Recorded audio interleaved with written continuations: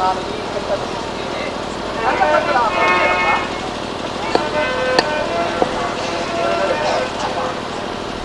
ನಾನು ನಾವು ಬರುವುದಿಲ್ಲ ತಾಯಿ. ನಮ್ಮ ತಂದೆಯವರು ಬರುವ ತನಕ ನಾವು ಇಲ್ಲಿಯೇ ಇರುತ್ತೇವೆ. ಅದರಲ್ಲಿ ಅಪರಿಚಿತರೊಡನೆ ಬರುವುದಾದರೂ ಹೇಗೆ? ಕಂದ, ಭಯಪಡಲಿಲ್ಲ. ನಾನು ಓರ್ವ ಕಾಡುವಲ್ಲಿ. ನನಗಾದರೂ ಮಕ್ಕಳಿಲ್ಲ, ನೀವೇ ನನಗೆ ಮಕ್ಕಳ ಇದ್ದಾಗ. ನೀನೇನು ಭಯಪಡಬೇಡ, ಲೇಪ ಹೋಗುವ. ಸರಿ, ಹಾಗಾದರೆ ಅದು ನೋಡು. ಆ ಆಚಿನ ದಡದಲ್ಲಿ ನನ್ನ ಅಣ್ಣನೂ ಬಂಧಿತನಾಗಿದ್ದಾನೆ. ಅವರನ್ನು ಕರೆದುಕೊಂಡು ಹೋಗುವ. ಹಾಗೆ ಆಗಲಪ್ಪ. ಯಾರ ಮಕ್ಕಳಪ್ಪ ನೀವು? ಒಂದೇ ತಾಯಿಯ ಗರ್ಭದಲ್ಲಿ ಜನಿಸಿದವರಂತೆ ಕಾಣುವಿರಲ್ಲ. ಯಾರ ಮಕ್ಕಳಪ್ಪ ನೀವು? ಅಮ್ಮ, ನಮ್ಮದೊಂದು ವಿಚಿತ್ರವಾದಂತ ವೃತ್ತಿ. ನಡೆ ಹೋಗುವ ದಾರಿಯಲ್ಲಿ ಎಲ್ಲವನ್ನೂ ಇಡುತ್ತೇನೆ. ಹಾಗೆ ಆಗಲಿ.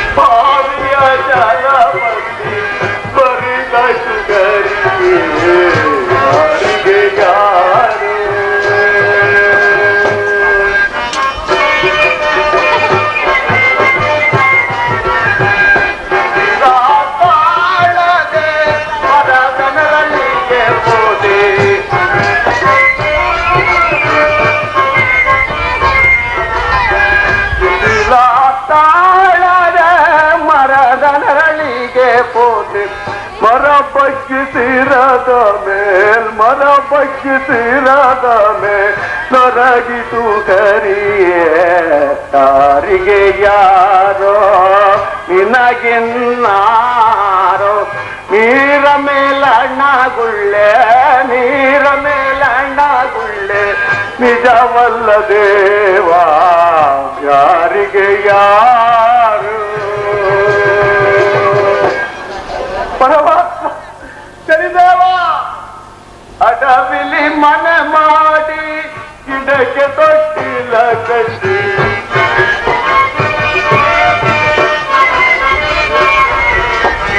ಅಡವಿಲಿ ಮನೆ ಮಾಡಿ ಗಿಡಕ್ಕೆ ತೊಟ್ಟಿಲ ಕಟ್ಟಿ ತೊಟ್ಟಿಲ ಕಿಡುವೆ ಮಾಯವಾಯ್ತು ದೇವಾ ಹರಿಗೆ ಯಾರು ಪರಮಾತ್ಮ ಶನಿದೇವ ಧರ್ಮದಿಂದ ರಾಜ್ಯ ಮಾಡುತ್ತಿದ್ದ ನನಗೆ ಇಂತಹ ಶಿಕ್ಷೆಯೇ ಸ್ವಾಮಿ ರಾಜ್ಯ ಭೋಗಾದಿಗಳನ್ನು ತರಿಸಿ ಸತಿಸುತರನ್ನು ಅಗಲಿಸಿ ಈ ಕುರಿಗಳ ಸೇವೆಯನ್ನು ಮಾಡಲು ಹಂಚಿದ ನಿನ್ನ ಲೀಲೆಯು ಅಗಾಧವಾದದ್ದೇ ಸರಿ ಏನಾಶ್ಚರ್ಯವಿದು ಈ ದಿನ ಗುಡುಗು ಸಿಡಿಲುಗಳಿಂದ ಮಳೆಯು ಮತ್ತೆ ಭಾರ್ಗರದು ಬರುತ್ತಿರುವುದಲ್ಲ ಮಳೆಯ ಹೊಡೆತಕ್ಕೆ ಕುರಿಗಳು ಚದುರಿ ದಿಕ್ಕು ದಿಕ್ಕಿಗೆ ಓಡಿ ಹೋಡು ಈಗ ನಾನೇನು ಮಾಡಲಿ ಅದು ಏನೇ ಬರಲಿ ನಾನು ಧರ್ಮದಿಂದ ಇದ್ದುದೇ ಆದರೆ ಪರಮಾತ್ಮ ನನ್ನನ್ನು ಸಂರಕ್ಷಿಸೋ ತಂದೆ ಶನೇಶ್ವರ ಸ್ವಾಮಿ ಅನಾಥ ರಕ್ಷಕ ಅಪರ್ಬಾಂಧವ ಈ ಮಳೆಯ ಹೊಡೆತವನ್ನು ತಡೆಯಲಾರೆ ಅದು ಅಲ್ಲಿ ಯಾವುದೋ ಒಂದು ಆಡಬಂಧವು ಕಾಣ್ತೀವಿ ಅಲ್ಲಿಗಾದ್ರೂ ಹೋಗಿ ಈ ಜೀವವನ್ನು ಸಂರಕ್ಷಿಸಿಕೊಳ್ಳಬೇಕು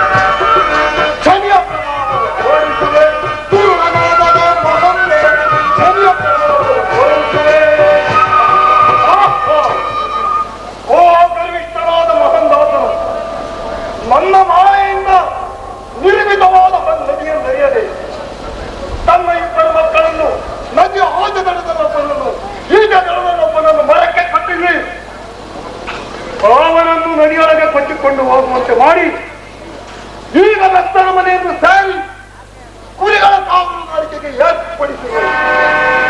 ಇರಲಿ, ಆದೃಷ್ಟವನ್ನು ಅಲ್ಲಿ ನಿಲ್ಲಬಾರದೆ ಇಲ್ಲಿಂದ ನನ್ನ ಮಾಯಿಂದ ಏರ್ಪಡಿಸುವರು. ಇದಕ್ಕೆ ಉಪಾಯವನ್ನು ಮಾಡಲಿ.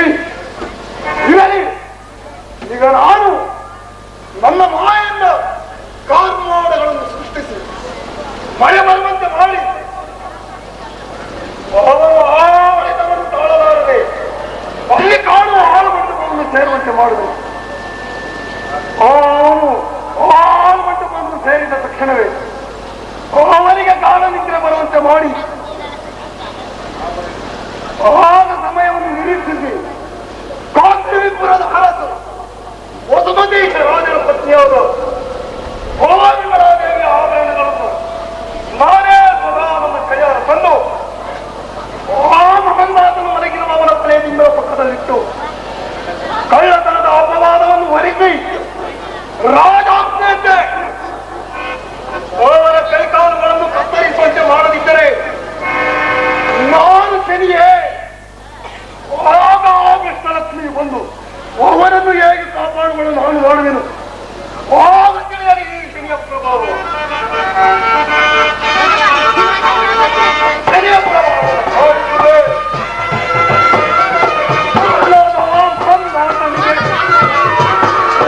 ಶನಿಯ ಪ್ರಭಾವ ತೋರಿಸುವೆ. ಶನಿಯ ಪ್ರಭಾವ ತೋರಿಸುವೆ.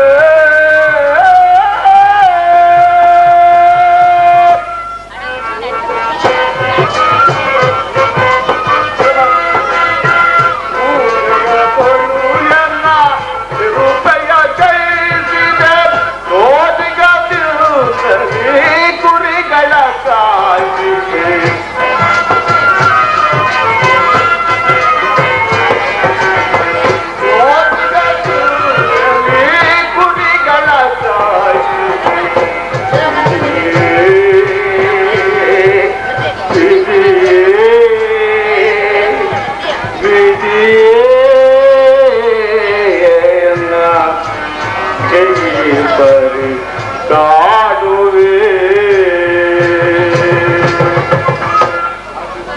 ಪರಮಾತ್ಮ, ನಾವಗನ ಅಪರಾಧವನ್ನು ಮಾಡಿದ್ದು ನನ್ನನ್ನು ನನಗೆ ಪರಿ ಶಿಕ್ಷೆ ಸ್ವಾಮಿ. ಧರ್ಮದಿಂದ ರಾಜ್ಯವಾಳುತ್ತಿದ್ದ ನನಗೆ ಸತಿಸುತ್ತರನ್ನೆಲ್ಲ ತರಸಿ ಈ ಕುರಿಗಳ ಸೇವೆಯನ್ನು ಮಾಡಲು ಹಚ್ಚಿದ ನಿನ್ನ ಲೀಲೆಯು ಅಗಾಧವಾಗುತ್ತದೆ. ಆ ಪರಮಾತ್ಮನು ಇನ್ನೆಷ್ಟು ನಮ್ಮನ್ನು ಕಾಡಿಸುವನೋ ಕಾಡಿಸಲಿ, ಸತ್ಯವನ್ನು ಮಾತ್ರ ಬಿಡಬಹುದು. ಪರಮಾತ್ಮ ಆಪತ್ಪಾಂತವ ಅನಾಥ ರಕ್ಷಿತ ಶನಿದೇವ ನನ್ನನ್ನು ಕಾಪಾಡುವ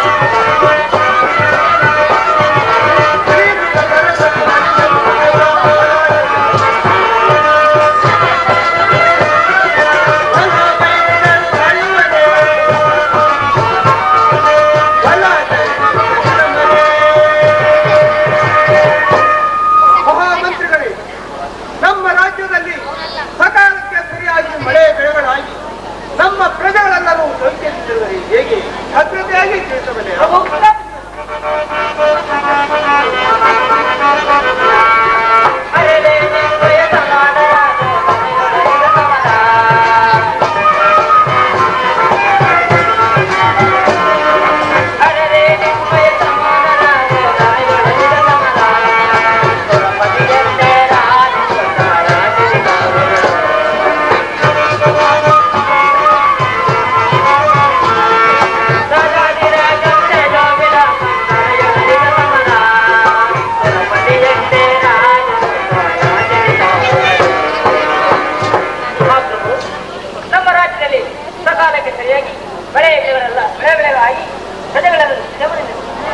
ಬಹಳ ಸಂತೋಷ.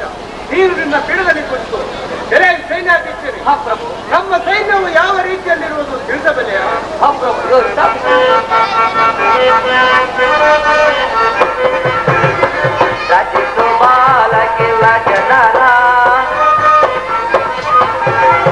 ರಾಜ ಕಾರ್ಯದಲ್ಲಿ ನಾನ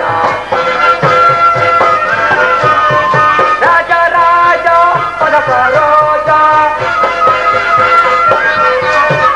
ರಾಜ ರಾಜ ಪದ ಸರೋಜ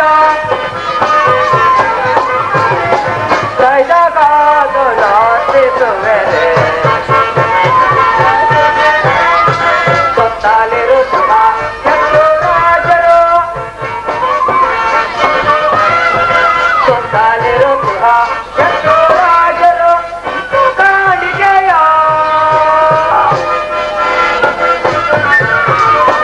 ಹಿತ ಕಾಣಿಕೆ ಮಿತ್ರ ರಾಜರು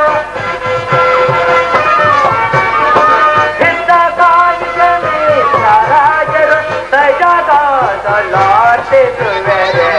ಸಹಿಸು ಬಾಲಕಿನ ಜನರ ರಾಜ ಕಾರ್ಯದಲ್ಲಿ ನಮ್ಮ ಸೈನ್ಯವನ್ನು ಕಂಡ ಪರಶಕ್ತರ ರಾಜರು ಸಿಂಹವನ್ನು ಕಂಡು ಹಾನಿ ಇರ್ತೀವಿ ಎದುರಿ ಹೋಗಿ ಹೋಗುತ್ತೀವಿ. ಬಹಳ ಸಂತೋಷ. ನೀನು ನಿನ್ನ ಪೀಠದಲ್ಲಿ ಕುಳಿತು ಮಹಾಮಂತ್ರಿಗಳೇ, ನಿನ್ನೆಯ ದಿನ ನಮ್ಮ ಅರಮನೆಯಲ್ಲಿ ಕಳವಾದ ಒಡಗಳನ್ನು ಕದ್ದ ಆ ಜ್ವರನನ್ನು ಹಿಡಿಯಲು ಹೋದ ನಮ್ಮ ಸೇವಕರು ಇದುವರೆಗೂ ಬರಲೇ ಇಲ್ಲವಲ್ಲ, ಕಾರಣವೇನು? ಬರಲಿ, ವಿಚಾರಿಸುವೆನು. ಮಹಾಪ್ರಭು ಕಳ್ಳನನ್ನು ಹಿಡಿದು ತಂದು ಬಿಟ್ಟಿದೆ. ಎಲೆ, ನೀನು ಯಾರು? ನಮ್ಮ ಆವರಣಗಳನ್ನು ಕರೆಯಲು ಕಾರಣವೇನು?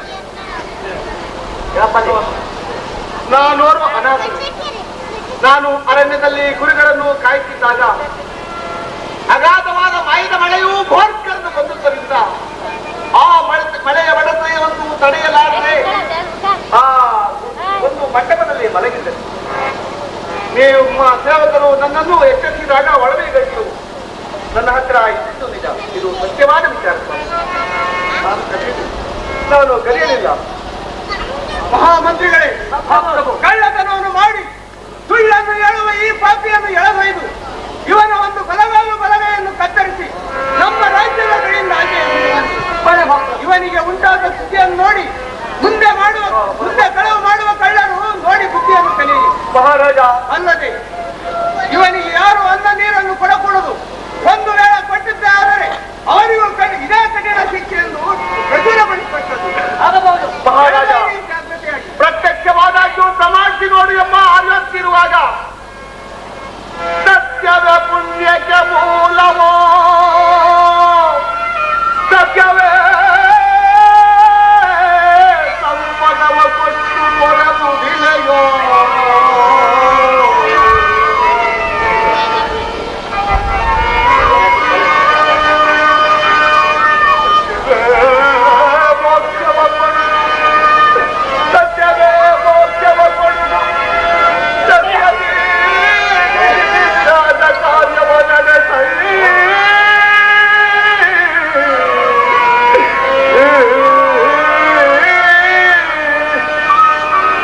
ಮಹಾರಾಜ.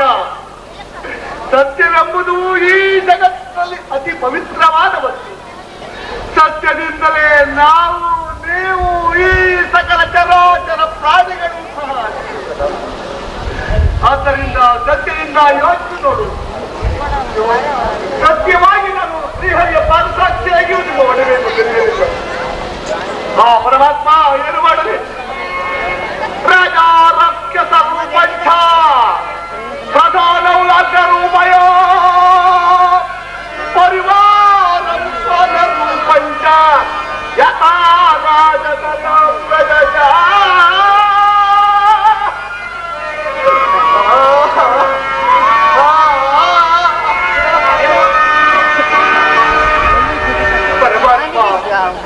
ರಾಜನು ರಾಕ್ಷಸನಾಗಿ ಬಿಡಿಬಿಡುತ್ತಾನೆ, ಪ್ರಧಾನಿಯು ಅಗ್ರಂತ ಕರೆಯುತ್ತಿರುವುದು, ಪರಿವಾರವೆಲ್ಲವೂ ಶ್ವಾನದಂತೆ ಕಚ್ಚುವುದಕ್ಕೆ ಬರುತ್ತಿರುವುದು. ಪರಮಾತ್ಮ ಶನಿದೇವ ಅಣ್ಣ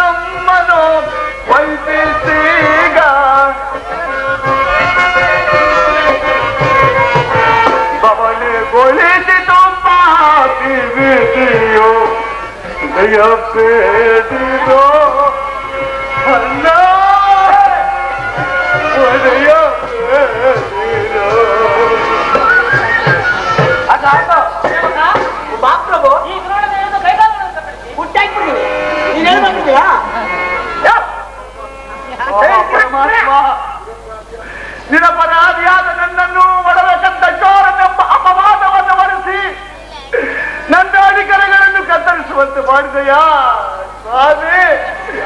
ಈ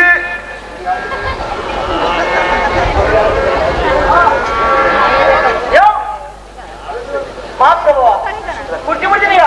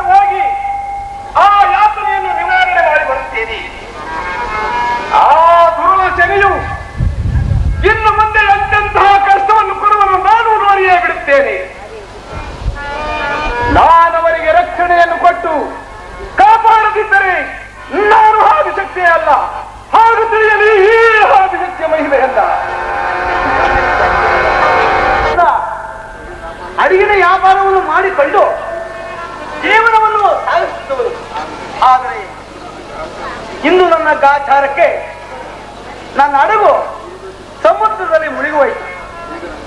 ಈಗ ನನಗೆ ದಿಕ್ಕೇ ತೋರದಂಗಾಯ್ತು. ಏನು ಮಾಡಲಿ ಪರಮಾತ್ಮ ಪರಮಾತ್ಮ.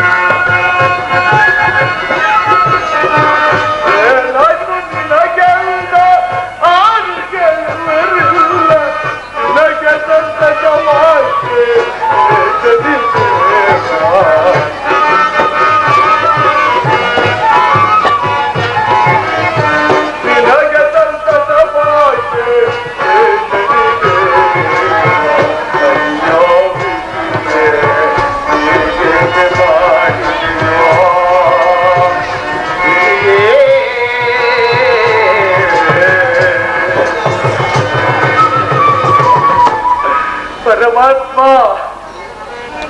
ನಾನಾಮಕನ ಅಪರಾಧವನ್ನು ಮಾಡಿಸಿದಂದು ಈ ಶಿಕ್ಷೆ ಸ್ವಾಮಿ.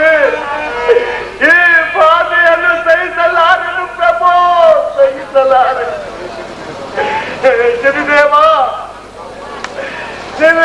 ನಿನ್ನ ಛಲವು ತೀರಿಸೆ ಸ್ವಾಮಿ. ಕಾಡಿಸು ಕಾಡಿಸು, ನಿನ್ನ ಮನಸ್ತೃಪ್ತಿಯಾಗುವವರೆಗೂ ಕಾಡಿಸು ಪರಮಾತ್ಮ.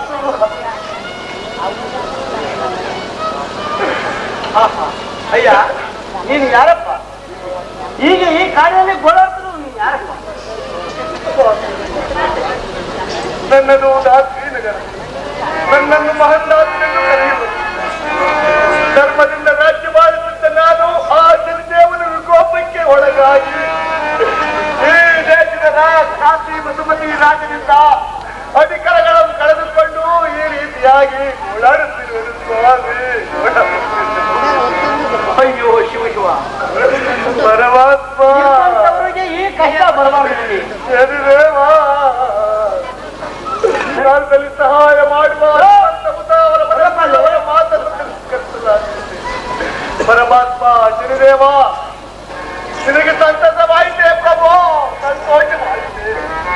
ನೆನಪದಿ ನಮ್ಮ ಮನೆಗೆ ಹೋಗೋಣ.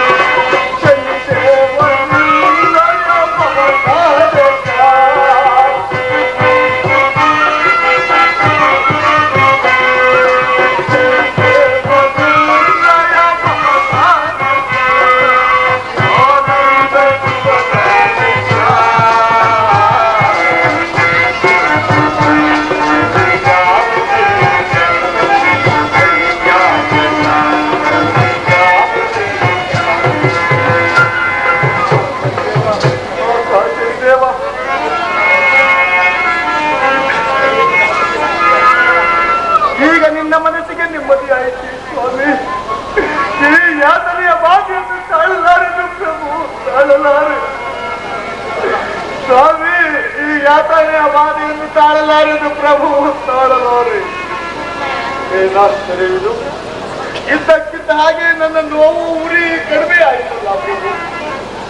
ಓಹೋ, ಇದು ನಮ್ಮ ಆದಿಲಕ್ಷ್ಮಿಯ ಪ್ರಮಾಣ ಇರಬೇಕು. ಜಗತ್ತಿನಲ್ಲಿ ಆದಿಲಕ್ಷ್ಮಿ, ಆದಿಮಾತೆ, ಈ ಬಾಧೆಯಿಂದ ನನ್ನನ್ನು ಮತ್ತು ಬಾಧೆಗಳಿಂದ ಉತ್ತರಿಸಿ ಕಾಪಾಡು ಅಪ್ಪ, ಕಾಪಾಡು ತಾಯಿ. ಜಗತ್ತಿನಲ್ಲಿ ಆದಿಲಕ್ಷ್ಮಿ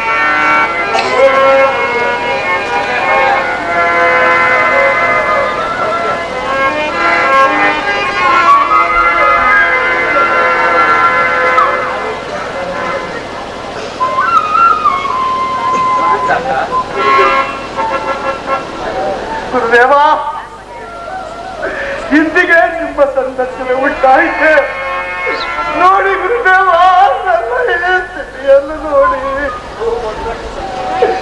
ಒಂದನೇ ಸ್ವಾಮಿ, ನೋಡಿ ಈ ನನ್ನ ಸ್ಥಿತಿಯನ್ನು ನೋಡಿ ಸ್ವಾಮಿ.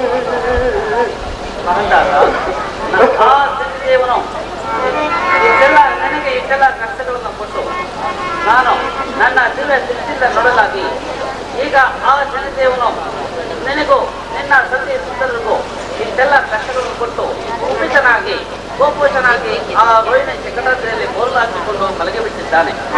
ಈಗ ನಿನ್ನ ಕಷ್ಟಗಳು ಪರಿಹಾರವಾಗಬೇಕಾದರೆ ಆ ಶನಿರಾಜನು ನಿದ್ರೆಯಿಂದ ಎಚ್ಚರವಾಗಲೇಬೇಕು.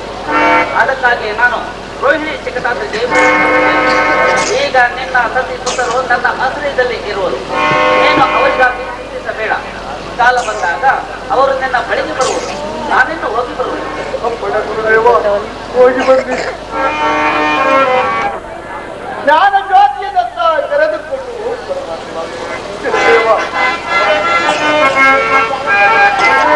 ಈ ಹೋರಾಟಕಾರವನ್ನು ಹೊರಸಿ ಕಾಪಾಡು.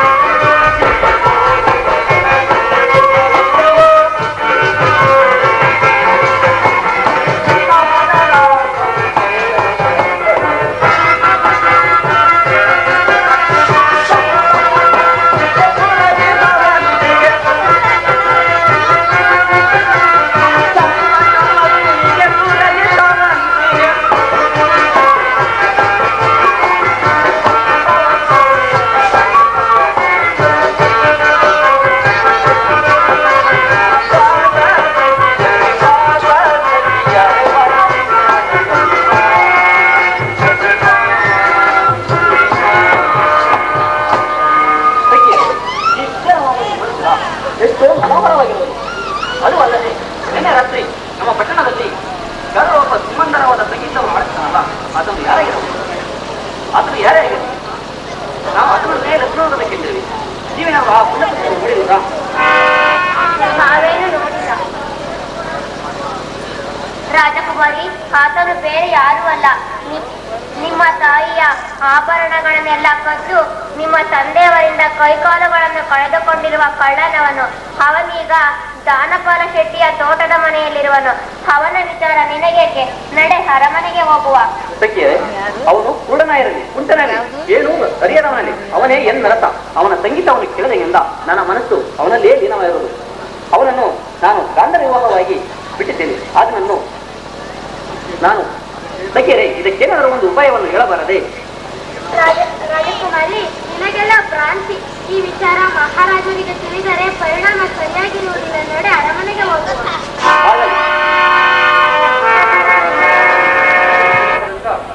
ನಾಳಿನ ದಿನವೇ ನಾವು ಹುರಿಯರು ನಿಶ್ಚಯಿಸಿದಂತೆ ನಾಳೆಯೇ ಸ್ವಯಂವರವನ್ನು ಇಟ್ಟುಕೊಳ್ಳಬೇಕಾಯಿತು.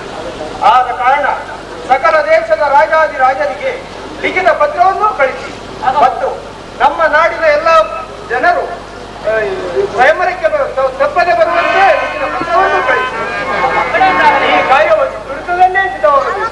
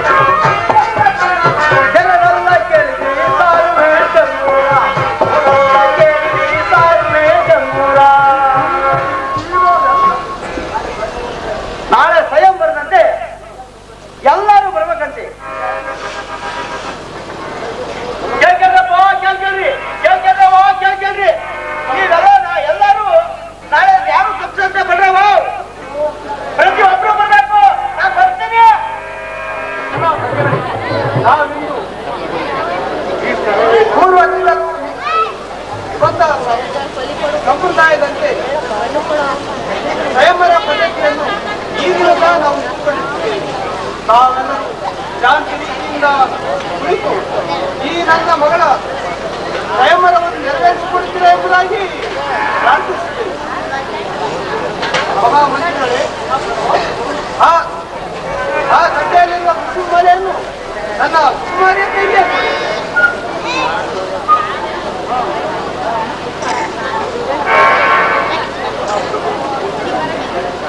ಮನೆಯಲ್ಲಿ ಕುಳಿತುಕೊಳ್ಳಲಿಕ್ಕೆ ಬಹಳ ನಾನು ಸಹ ತಮ್ಮ ಜೊತೆಯಲ್ಲಿ ಬರುತ್ತೇನೆ. ಹೋಗೋಣ.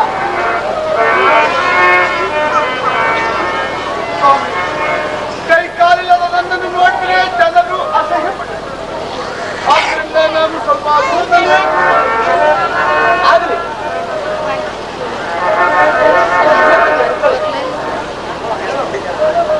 ಅಮ್ಮ ಮಗಳೇ, ಈ ರಾಜಾದಿರಾಜರಲ್ಲಿ ನೀನು ಯಾರನ್ನು ಒಪ್ಪಿರುವೆಯೋ ಅವರಿಗೆ ಈ ಕುಸುಮಲೆಯನ್ನು ಹಾಕಿಬಿಡಮ್ಮ. ಅವರ ಜೊತೆ ನಿನಗೆ ಲಗ್ನವನ್ನು ಮಾಡ್ತೀವಿ. ಹಾಗೆ ಆಗಲಿ ತಂದೆ. ರಾಜಾದಿರಾಜರ ಪೈಕಿ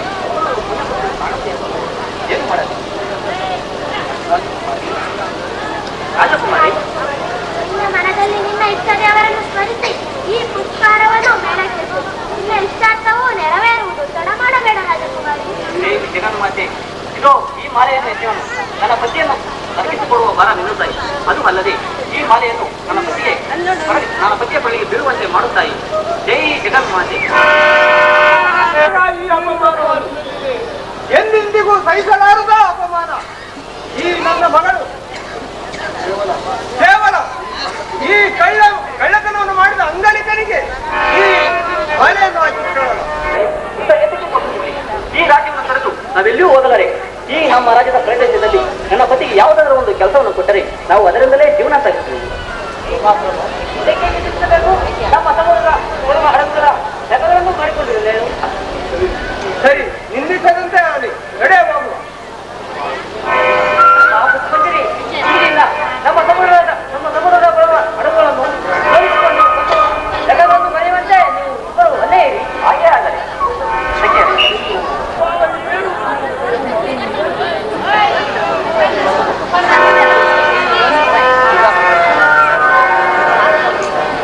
ಹೇಳುತ್ತಂತೆ ಹೇಳು.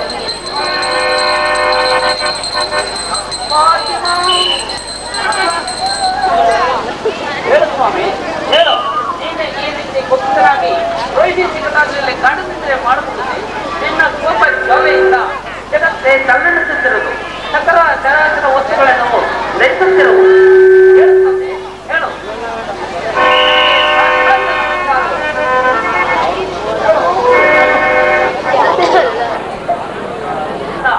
ಆತನ ಪತ್ನಿ ಬಿಂದುಮತಿ ಹಾಗೂ ಆತನ ಮಕ್ಕಳು ಎಂತಹ ಸಂಕಷ್ಟಕ್ಕೆ ಗುರಿ ಮಾಡುತ್ತಿರುವುದನ್ನು ಮರೆತೆಯ? ನಿಜ ನಿಜ. ಇನ್ನಾದರೂ ಆತನನ್ನು ಕೋಪದ ಬರದಲ್ಲಿ ನನಗೂ ಆ ಕಷ್ಟದ ಉಂಟಾದ ಕಲಹದಿಂದಾಗಿ ಅನ್ಯಾಯವಾಗಿ ಆ ಮಹಂದಾದರನ್ನು ವಿಪರೀತ ಕಟ್ಟಕ್ಕೀಡು ಮಾಡಿ ಈ ನನ್ನ ಪ್ರಭಾವವನ್ನು ತಾಳಲಾರದೆ ಘೋರ ಯಾತನೆಯನ್ನು ಪಡಿಸಿರುವುದು. ಒಂದು ತುಂಬಿದ ರಾಜ್ಯಸಭೆಯಲ್ಲಿ ಕೈಗಳ ಮಾನವ ಸೇವೆಯನ್ನು ತೀರಿಸಿಕೊಳ್ಳಲು ಒತ್ತುವಾಗಿ ಮತ್ತು ಆ ಆಸನವನ್ನು ಒದಗಿಸಲು ನಾನು ಆ ಬಿಂದುಮತಿಯನ್ನು ಸಮುದ್ರದ ಕೋಣೆಯಲ್ಲಿ ಕಳ್ಮುದ್ರದಲ್ಲಿರುವ ಆ ಅಡಗಿನ ಕೋಣೆಯಲ್ಲಿ ಕೂಡಿಯಾಗಿಕೊಂಡು ಹೀಗೆ ಅಂದರನ್ನು ವಹಿಸಿಕೊಂಡಿದ್ದೆ. ಪಾಪ ಅವರ ಸ್ಥಿತಿ ಏನಾಗಿರುವುದು ಕಾಣೆ. ಇನ್ನು ಆ ಮಕ್ಕಳ ಸ್ಥಿತಿ ಏನಾಗಿರುವುದು ಕಾಣೆ. ಆದ ಕಾರಣ ಅದು ಆ ಮಹಂತಾದನ್ನು ಇಷ್ಟಲೇ ಬರುತ್ತಿದೆ. ಆದ ಕಾರಣ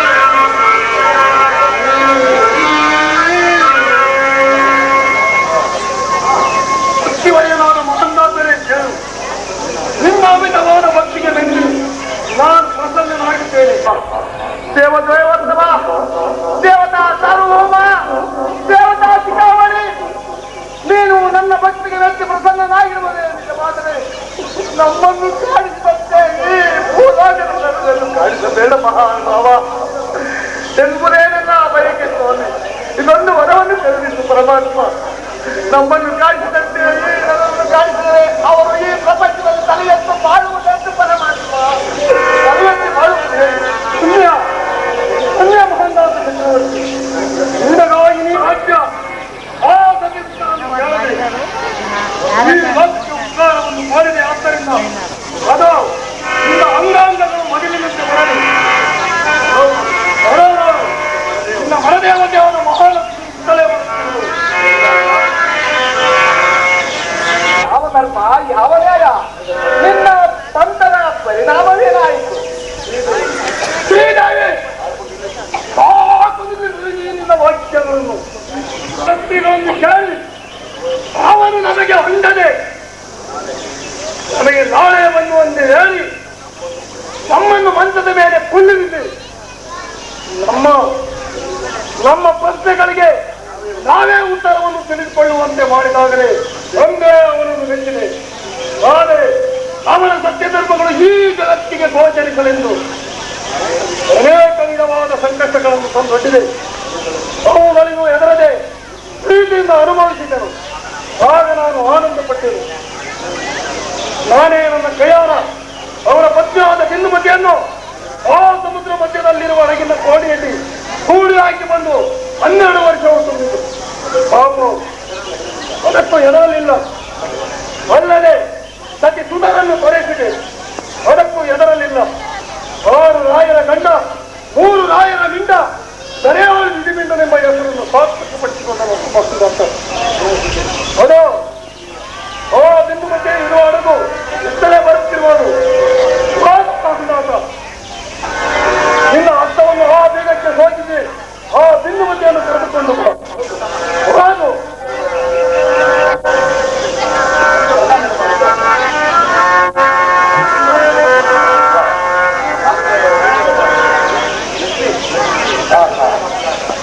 ನೀನು ಭಯಪಡಬೇಡ ಮಹಂದಾಸ.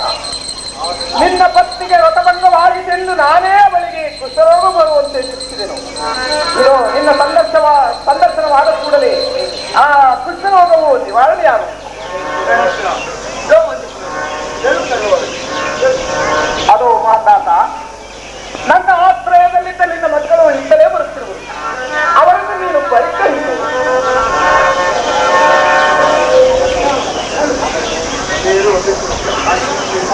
ತಾಯಿ ಲಕ್ಷ್ಮೀದೇವಿ, ಮಹಾನುಭಾವನಾದ ಶ್ರೀ ಮಹಾದೇವನೇ, ಈ ಬನ್ನಿ ಮಕ್ಕಳೇ.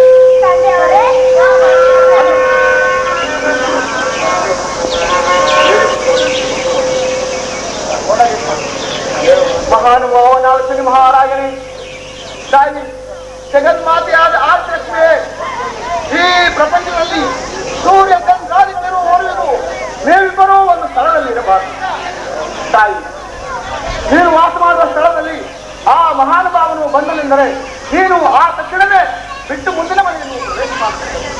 ಮಹಾನುಭಾವ ಭಗವಾನ್ ತಿಳಿದೇವನೇ, ಈ ಜಗನ್ಮಾತೆಯಾದ ಆದಿಲಕ್ಷ್ಮಿಯು ವಾಸ ಮಾಡುವ ಸ್ಥಳದಲ್ಲೇ ನೀನಿರಬಾರದು.